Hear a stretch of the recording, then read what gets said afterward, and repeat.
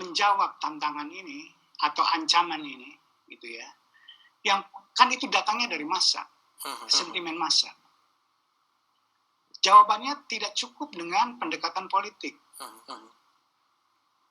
Pendekatan politik terbukti sekarang tidak cukup efektif untuk membendung itu. Represi itu nggak bisa ya? Nggak bisa masalah itu.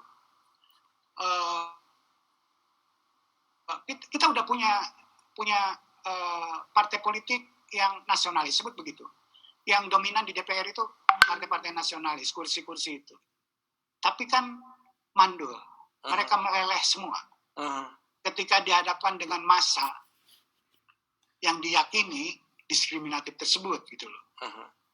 Nah, oleh karena itu sekarang harus pada tingkat pemikiran, bagaimana caranya kita mengintroduce cara pandang Islam yang lebih inklusif, yang sesuai dengan konstitusi yang kita udah bangun tersebut.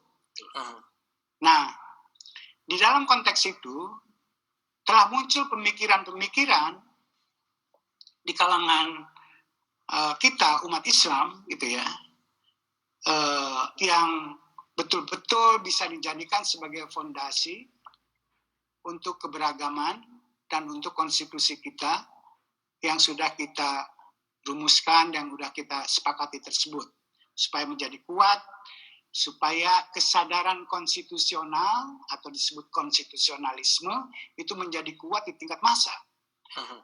Tidak cukup kita hanya punya konstitusi, tapi juga sangat penting kita punya konstitusionalisme, yaitu percaya pada konstitusi di tingkat masyarakat secara luas.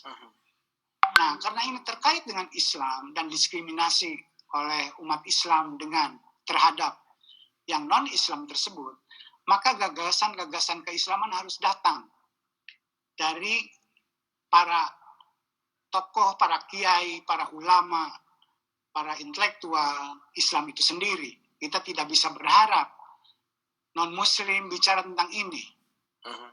Akan sulit mereka berbicara apapun. Kalau mereka diam, itu kita bisa sangat paham. Isunya sekarang adalah isu umat Islam. Oleh karena itu tokoh-tokoh Islam harus bicara. Nah, dalam konteks itu, kita beruntung.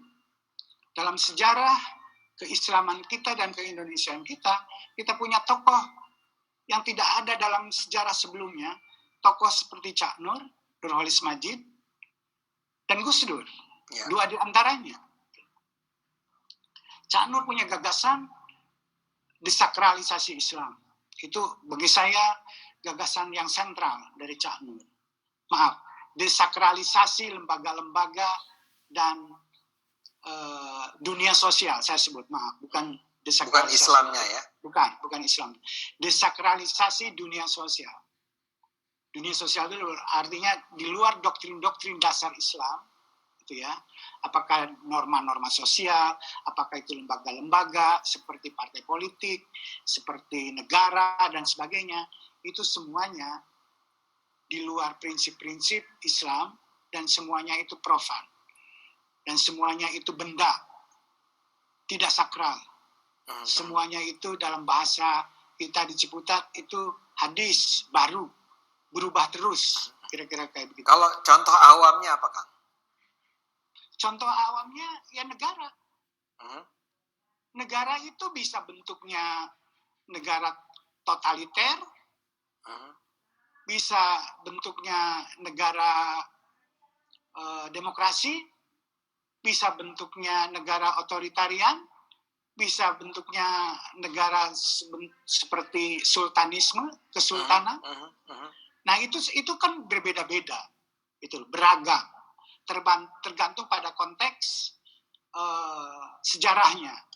Kalau Islam diidentikan dengan lembaga-lembaga semacam itu ya, maka kita punya kesimpulan sesungguhnya Islam itu ketika kita melihat muncul di kesultanan, tertinggal zaman banget Islam itu.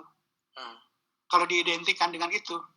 Kalau dalam bentuk yang agak totalitarian, gitu ya, misalnya pada konsep khilafah, itu kan totalitarian. Kan itu tidak sesuai, tidak mengakomodasi aspirasi tentang sebuah politik yang modern. kan gitu loh. Yang menghargai manusia, yang menghargai suara orang, yang menghargai kesetaraan dan sebagainya. Nah, kalau Islam diidentikan dengan semua itu, Ya. Islam tinggal sejarah, tinggal masa lalu. Nah, orang seperti Cak Nur sebagai seorang santri yang kuat, yang ngerti agama, ya, prinsip-prinsip Islam itu hakiki, universal. Nah, itu tidak identik dengan hasil produk-produk pemikiran yang sifatnya sementara, yang sifatnya sangat kontekstual, yang sifatnya sangat historis. Tadi yang saya sebutkan, ada partai misalnya. Ada partai Islam, seperti P3 misalnya, PKS misalnya, terus kenyataannya P3 dan PKS itu mendapat suara tidak totalnya nggak lebih dari 15% suara. Apakah itu berarti Islam mengalami kekalahan yang luar biasa? Iya. Kan kita tidak bisa mengatakan begitu. Iya. Oke? Oleh karena itu harus dibebaskan Islam itu dari belenggu-belenggu kelembagaan semacam itu. Desakralisasi terhadap lembaga-lembaga dunia sosial harus dilakukan supaya membuat Islam itu bisa bertahan. Kalau tidak, tinggal kenangan sejarah, kira-kira begitu. Dan jangan lupa, ada banyak sekali agama dalam sejarah umat manusia. Dan yang bertahan sekarang tinggal bisa dihitung dengan jari. Islam bisa bernasib seperti itu. Apabila dibiarkan tenggelam dalam lembaga-lembaga, dalam limbo sejarah semacam itu. Makanya desakralisasi sebenarnya adalah untuk menyelamatkan agama supaya tidak hilang di telan sejarah. Kan siapa yang akan menyelamatkan itu? Ya pasti orang percaya yang akan menyelamatkan Allah sendiri. Percaya kita itu. Iya. Tapi kan harus ada upaya-upaya, langkah-langkah untuk melakukan itu. Kan kalau mengklaim kita mengidentikan, sebutlah Islam itu dengan lembaga-lembaga semacam itu, lembaga-lembaga politik misalnya, lembaga politik contohnya itu adalah khilafah. Khilafah itu lembaga politik. Dan itu udah runtuh. Ya. Belum lama memang runtuhnya khilafah itu, misalnya Seabad lah. Utsmani misalnya. Ya, 1 abad, Kang. Ya, hampir 1 abad. 1924 runtuhnya. Ya kan? Dalam hitungan sejarah itu belum lama, Kang Ade. Oke. Ya. Nah, itu kan sudah berlalu masa itu. Oke, udah tinggal lebih banyak mudaratnya. Kalau tidak banyak mudaratnya pasti akan bertahan dia. Ya buktinya dia ambruk gitu. Diambrukkan, dijatuhkan, dibubarkan oleh umat Islam sendiri.